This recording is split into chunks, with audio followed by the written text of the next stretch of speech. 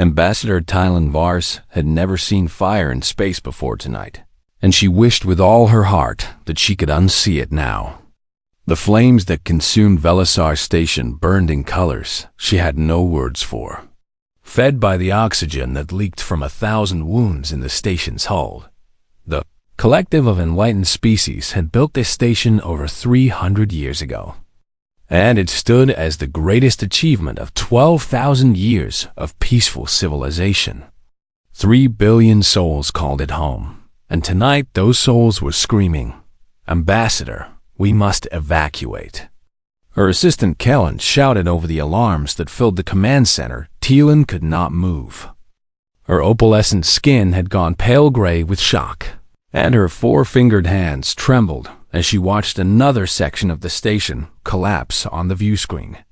The Kreth warships hung in space like black metal predators, their weapons firing without pause or mercy. The collective had never prepared for this. Why would they have prepared for this? War was something primitive species did before they learned to talk and trade and cooperate. The collective had not fought a real war in 8,000 years, and their ships reflected this truth.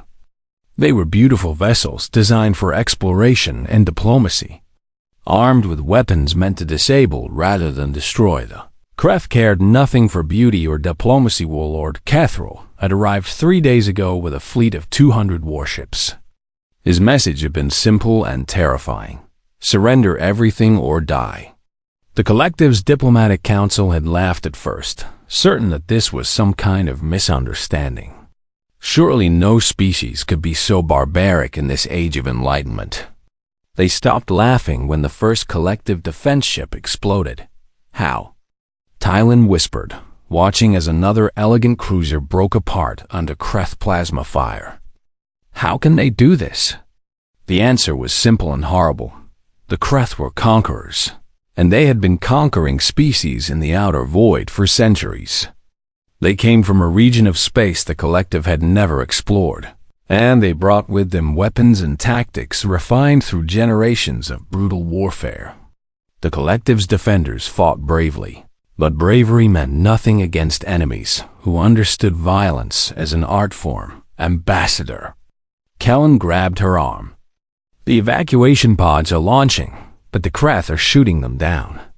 We need to send a distress call. To whom? Tylan asked, and her voice cracked with despair. Every collective fleet within range is already here and dying. There is no one left to call. But even as she spoke those words, she knew they were not entirely true. There was one possibility, one option so unthinkable that no one had even mentioned it. She turned to look at her communications officer, and she saw in his eyes that he was thinking the same thing. The quarantine zones, he said quietly. The room went silent except for the alarms. Everyone knew what existed in the quarantine zones. Everyone knew about the Deathworlds and the terrifying creatures that lived upon them. And everyone knew about the worst death world of all Earth. The humans had achieved faster than light travel 200 years ago, and the collective had responded with immediate quarantine. Survey teams had studied Earth from orbit, and their reports had caused panic across 100 civilized worlds. The planet was a nightmare of crushing gravity, violent weather, extreme temperatures, and an atmosphere filled with corrosive oxygen. Every continent crawled with predators, and the humans had somehow risen to dominance by simply refusing to die. They were persistence hunters who chased their prey for days without stopping. They healed from wounds that would kill any normal species. They consumed poison for pleasure and called it seasoning. They bonded emotionally with dangerous predators and kept them as pets. They fought wars against each other with weapons of terrifying power. And then they rebuilt and fought again. The collective had made a deal with humanity. Stay in your sector. Trade peacefully at designated stations, and we will leave you alone. The humans had agreed, seemingly content to solve their own problems. But everyone knew they were out there, waiting behind the quarantine beacons. We cannot, Tylan said, but her voice held no conviction. The Deathworlders are too dangerous. We have no idea what they might do if we invite them into collective space." "Ambassador," her communications officer said gently, "look at the view screen. The Kreth are already here, and they are killing everyone. Can the humans really be worse?" Tylen looked at the burning station, at the evacuation pods being shot down one by one, at the broken remains of the collective fleet. She thought about the 3 billion people on Belisar Station, about the children in the residential sectors, about the families who had come here believing they would be safe. She made her decision. "Open a channel on the old frequencies," she commanded, and her voice was steady now even though her hearts were pounding. "Broadcast on all bands that reach the quarantine zones. Send our coordinates and our situation. Tell them we are under attack and we need help." "Ambassador, are you certain?" Kellen asked. "Once we do this, we cannot take it back. If the humans come, then perhaps some of us will survive this night," Tylen interrupted. "And if they do not come, then it will not matter what we did, because the Kreth will kill us all anyway." She watched as her communications officer prepared the message. He hesitated for just a moment, then pressed the transmit button. The signal raced outward at faster than light speeds, crossing the vast distances between stars, passing through the quarantine beacons that had kept humanity contained for 2 centuries. Somewhere out there, on a world of crushing gravity and impossible violence, someone would hear that signal. Someone would learn that the species who had caged them were now dying. And someone would have to make a choice. Tylen did not know if the humans would answer. She did not know if they would care about the fate of civilizations that had treated them like dangerous animals. She did not know anything anymore, except that she had done the only thing she could do. "May the stars forgive us," she whispered as another section of the station exploded. "For what we have just awakened." The distress call flew through the darkness of space, carrying with it the desperate hope of a dying civilization. And somewhere beyond the quarantine zones, the Deathworlders heard it. They heard it, and they began to move. Admiral Helena Vasquez was eating breakfast when the message arrived, and she nearly choked on her coffee when she read the first line. A distress call from Belisar Station, the heart of the collective. The same collective that had treated humanity like plague carriers for 200 years. "Well," she said to her empty quarters, "this is not how I expected my morning to go."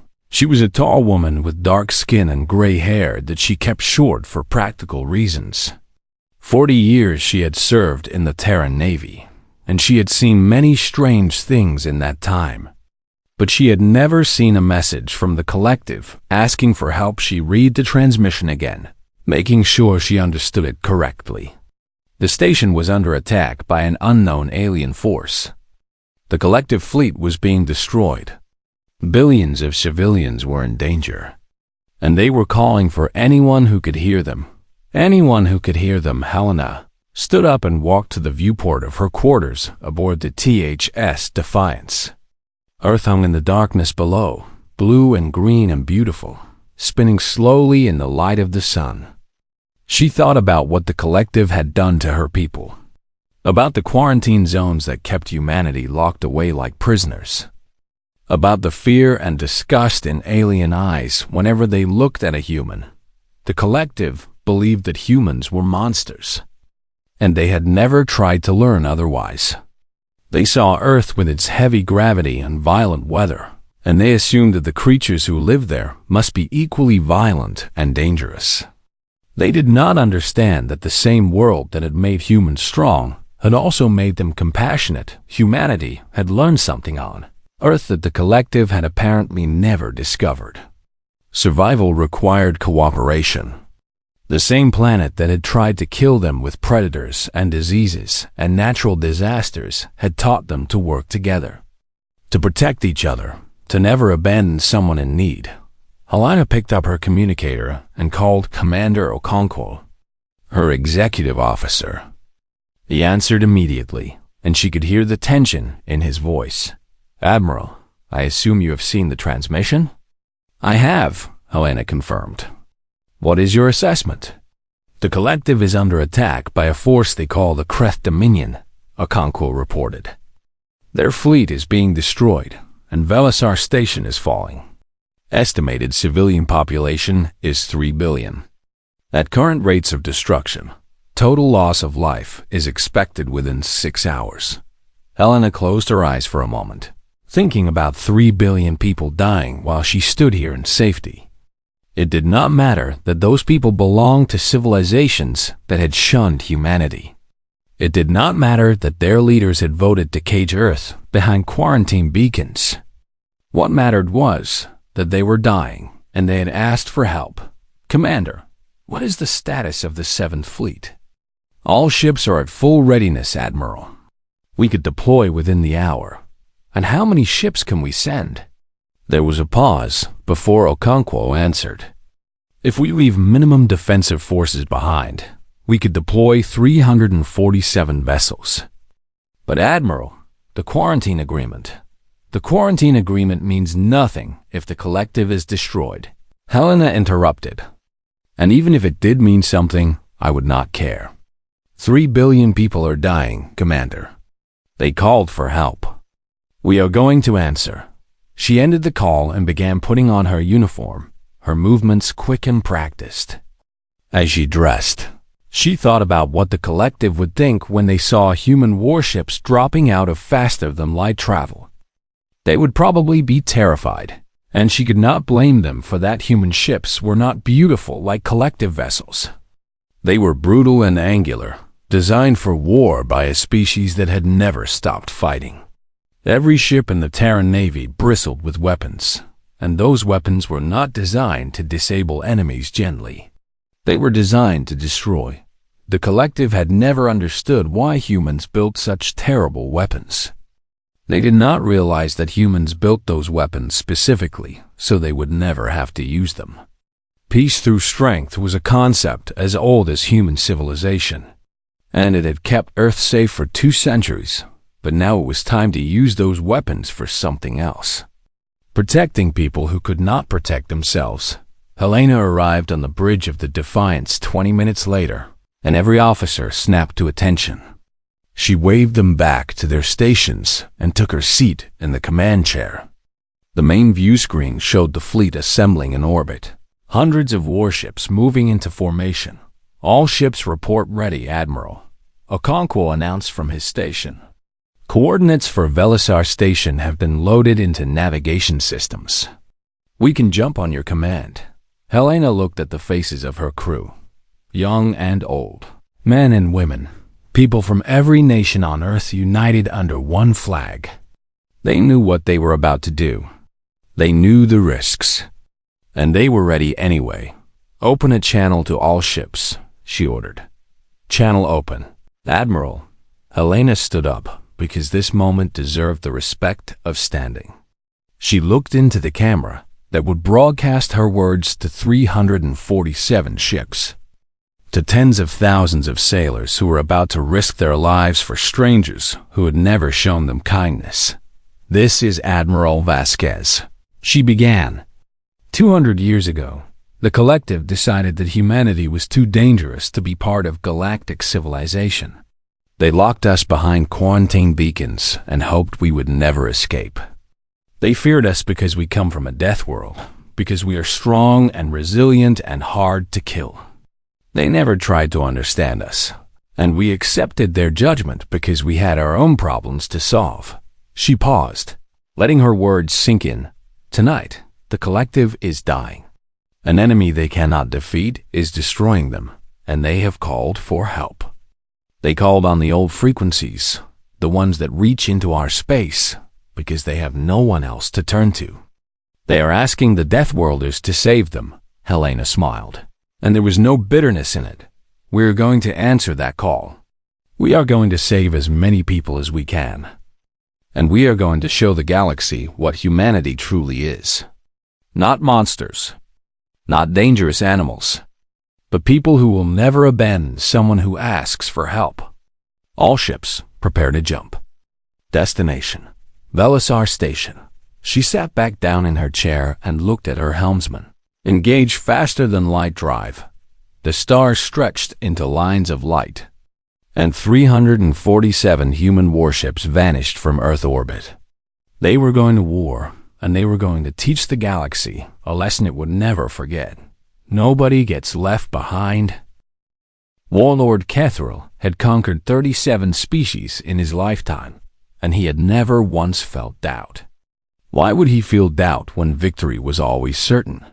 The Kreth Dominion was the greatest military power in the known universe, and Kethril was the greatest warlord the Dominion had ever produced. He stood on the command deck of his flagship, the inevitable Triumph, and watched Velisar Station die with great satisfaction. The Collective's defense fleet had been destroyed in less than 2 hours, their elegant ships shattering like crystal under Kreth plasma fire. It had barely qualified as entertainment. Report, he commanded, his voice rumbling through the dark bridge. The station's shields are failing, Warlord, his tactical officer replied. Evacuation pods are launching, but our gunners are shooting them down as ordered. Total conquest is estimated within 3 hours, Kethril smiled, revealing teeth that had been filed to sharp points in the tradition of his people. The Kreth were large beings, nearly 3 meters tall, with thick gray skin and 4 muscular arms. They had evolved on a world where strength was everything, and they had carried that philosophy to the stars.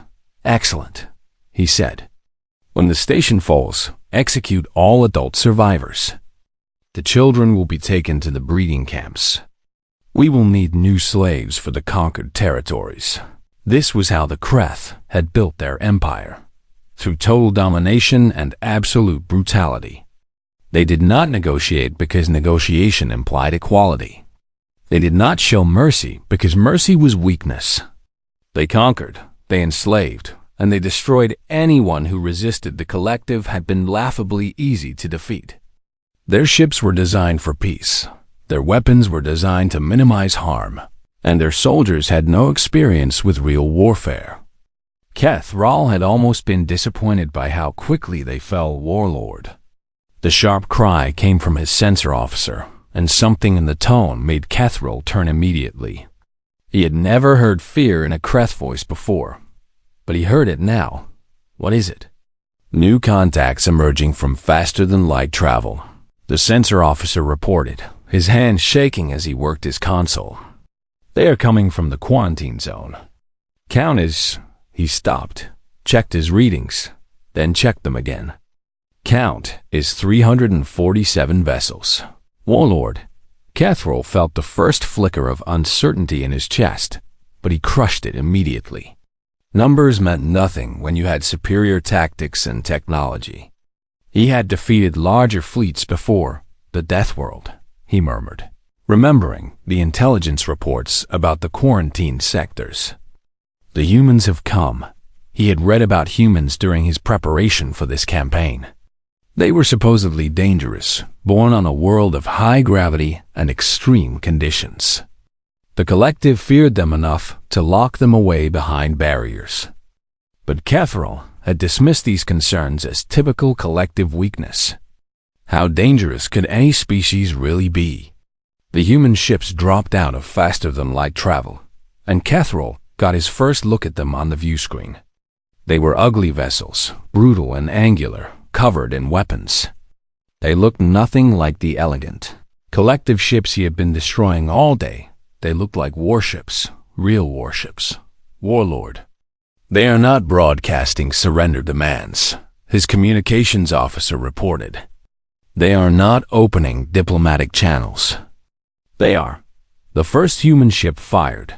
The plasma bolt struck a Kreth destroyer at full power, and the destroyer simply ceased to exist. There was no slow death, no gradual collapse. One moment the ship was there, and the next moment it was a cloud of expanding debris. Kethril felt his jaw drop open. All ships, return fire. He roared, destroy them. The Kreth fleet responded with the discipline of professional killers, turning their weapons on the human formation. Plasma fire streaked across space, filling the void with deadly light. Kethril expected to see human ships dying, just as the collective vessels had died. Instead, he saw the human ships moving. They did not simply absorb fire like the collective's helpless defenders.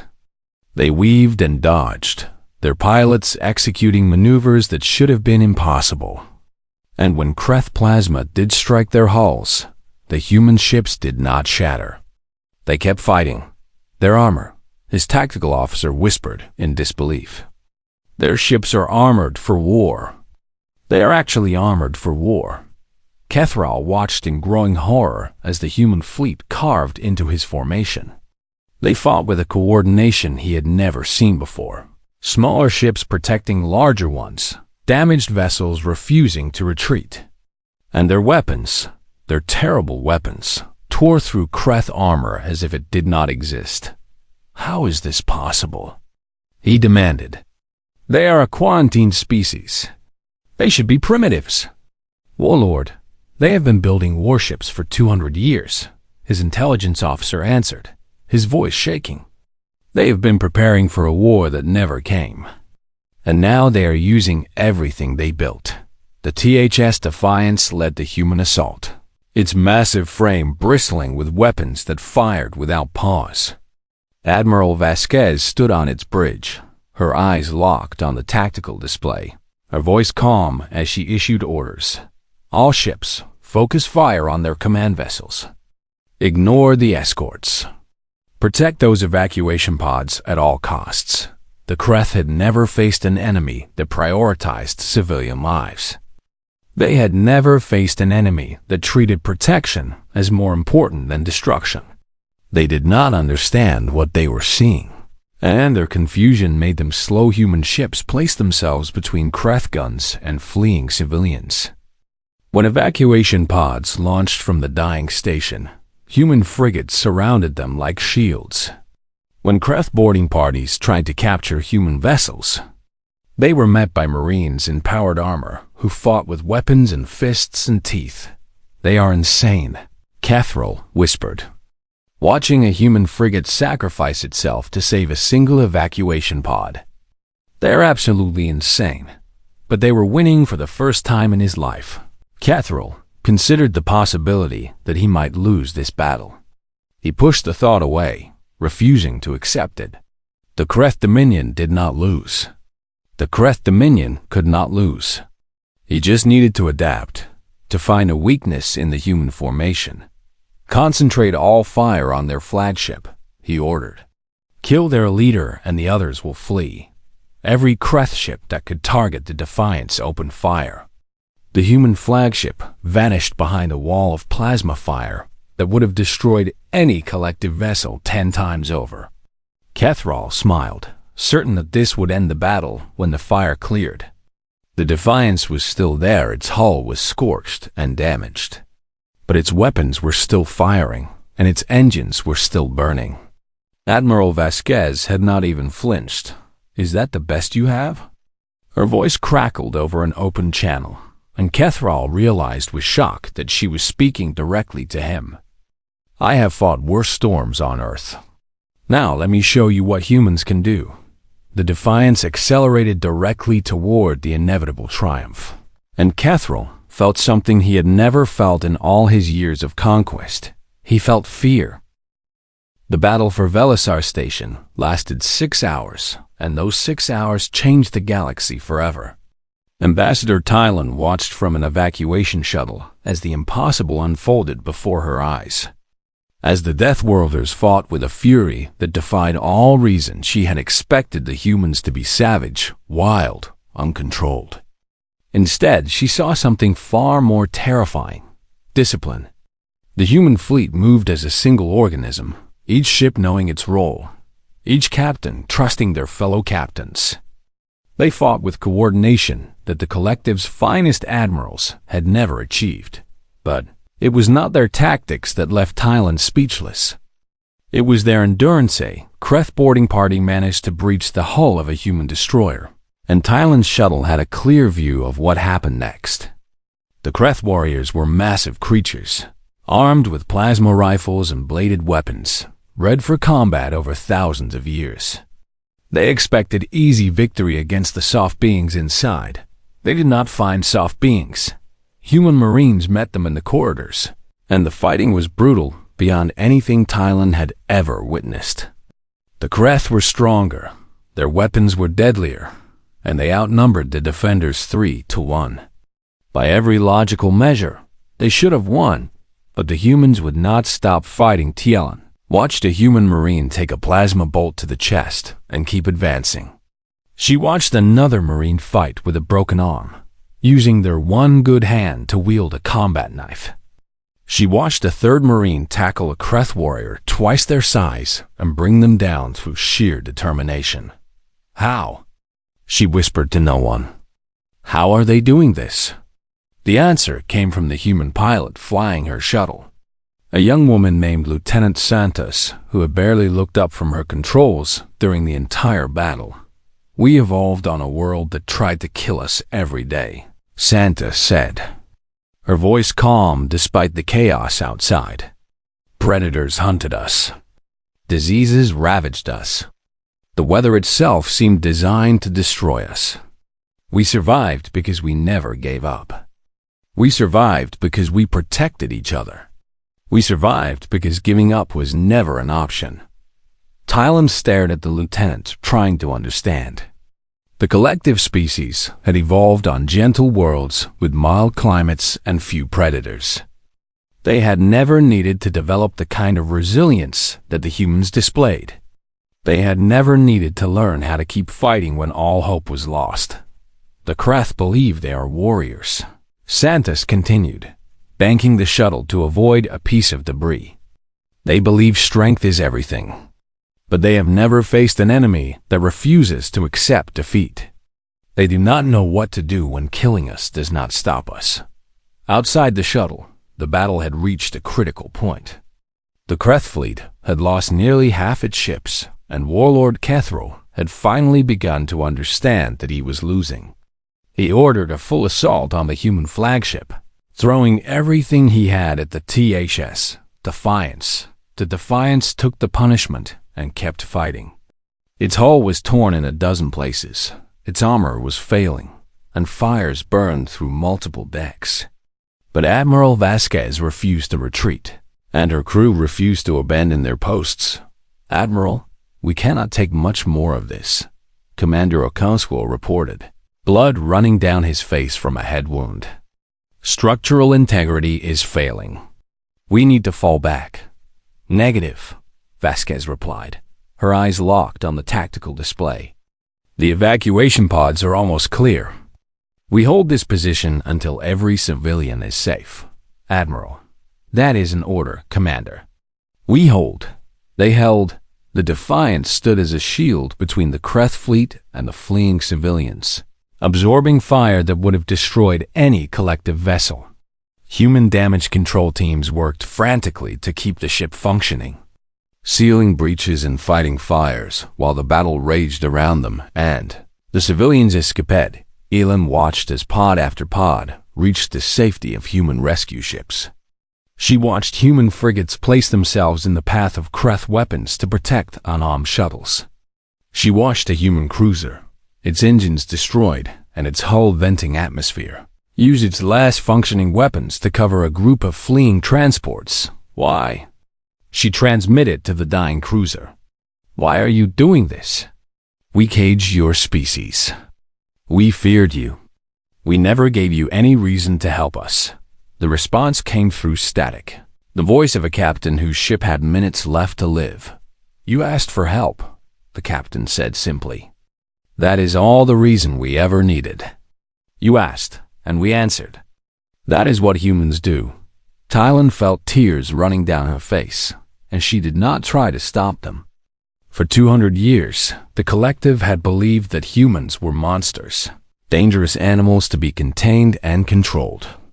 They had never once considered that the Deathworlders might be something else entirely. The cruiser exploded moments later, its captain and crew dying to save people who had treated them as less than equals. And Thailand knew in that moment that everything she had believed about the universe was wrong. The battle turned in the final hours. The Kreth, who had never known defeat, began to understand that they were facing something beyond their experience. Human ships hunted them relentlessly, refusing to let damaged vessels escape, refusing to offer the mercy that the Kreth had never shown their own victims. Warlord Kethril watched his fleet crumble and felt his certainty shatter with it. The humans were not just winning. They were breaking the spirit of his warriors. Kreth, who had conquered worlds, were fleeing in terror from vessels a third their size. "This is not possible," he muttered, gripping the arms of his command chair. "We are the Kreth. We are the masters of war. We cannot lose to these creatures." But they were losing, and deep in his hearts, Kethril understood why. The Kreth fought for conquest and glory and domination. They fought because they wanted to rule. But the humans were fighting for something else entirely. They were fighting to protect strangers who had never shown them kindness. They were fighting because people were in danger. They were fighting because someone had asked for help. That kind of motivation could not be broken. That kind of spirit could not be defeated. And Kethril realized with growing horror that he had awakened something far more dangerous than the simple predators he had expected. He had awakened humanity, and humanity was coming for him. The inevitable triumph died at the hands of the Tiet's defiance, and with it died the legend of Kreth invincibility. Admiral Helena Vasquez personally commanded the final assault. Driving her battered flagship directly into the heart of the Kreth formation, Warlord Kethril saw the human vessel coming, its hull torn open and burning, its weapons firing without pause. He ordered his gunners to destroy it, but the defiance kept coming.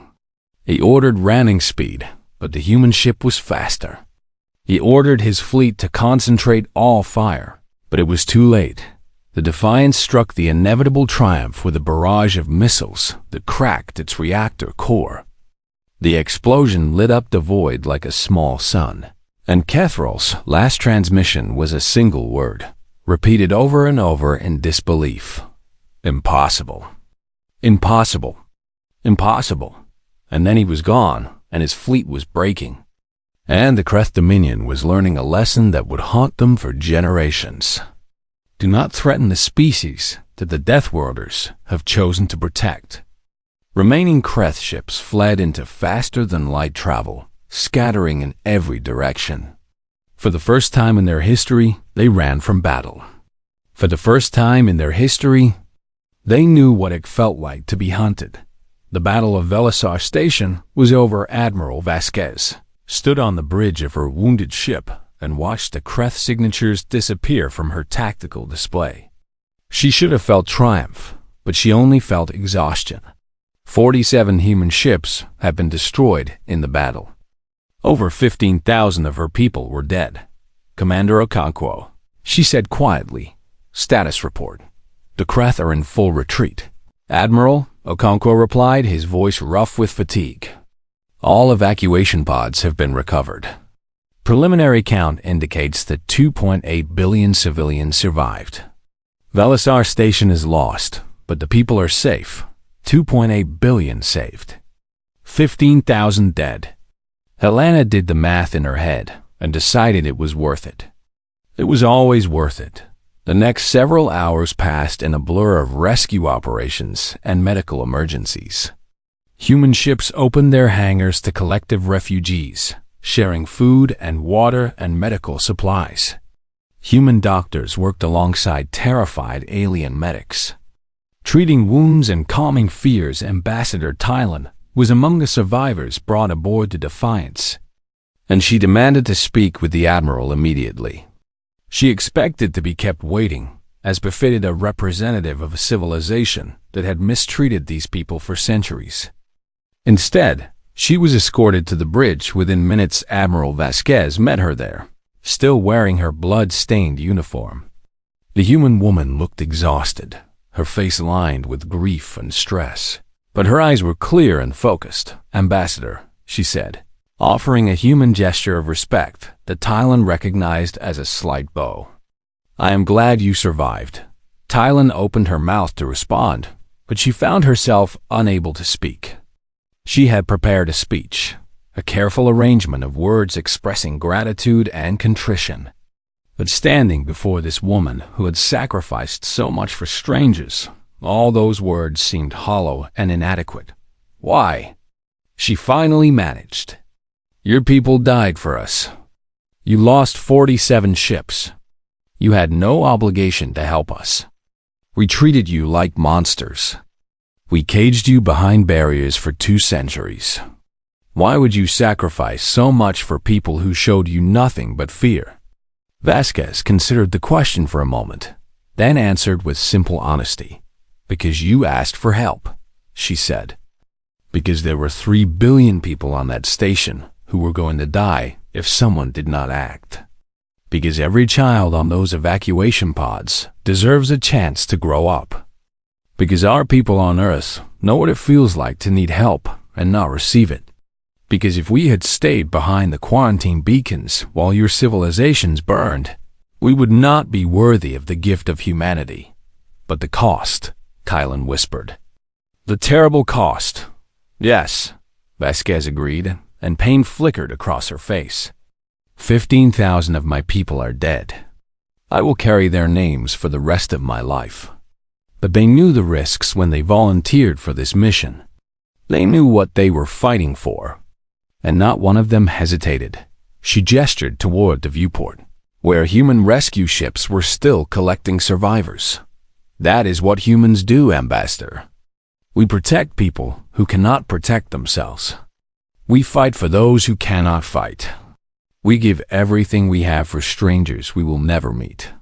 That is what it means to come from a death world. We know how precious life is because we have fought so hard to survive. Tylan felt something shifting in her understanding of the universe.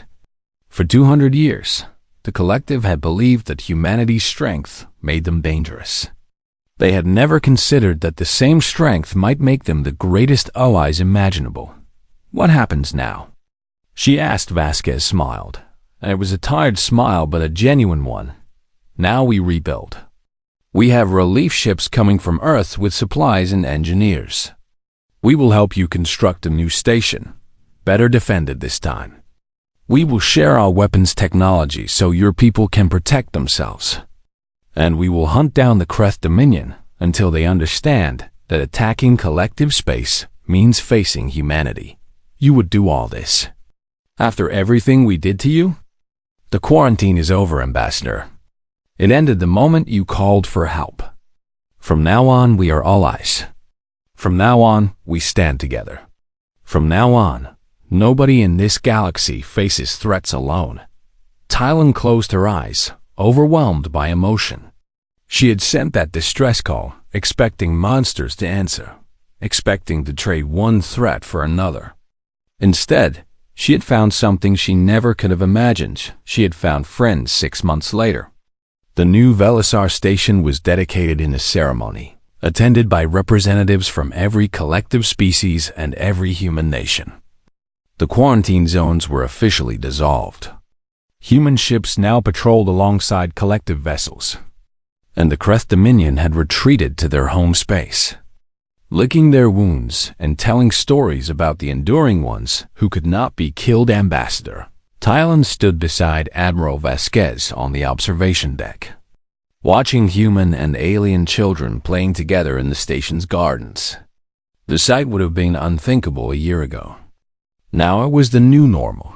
I still do not fully understand your species, Tylan admitted. Helena laughed, a warm sound that Tylan had come to appreciate over the past months. Neither do we, Ambassador. Humans have been trying to understand ourselves since we first looked up at the stars. But we figured out one thing a long time ago. What is that? Helena looked at the children, at the new station, at the future that had been born from the ashes of the old. Nobody gets left behind, she said. Not ever. Not for any reason.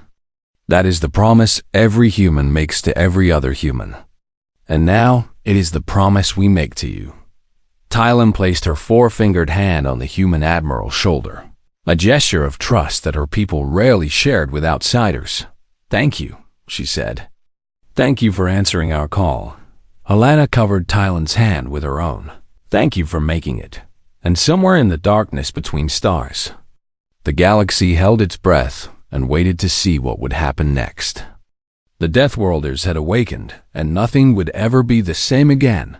But for the first time in 12,000 years, the future did not seem quite so frightening, because humanity was watching, and humanity would always answer the call.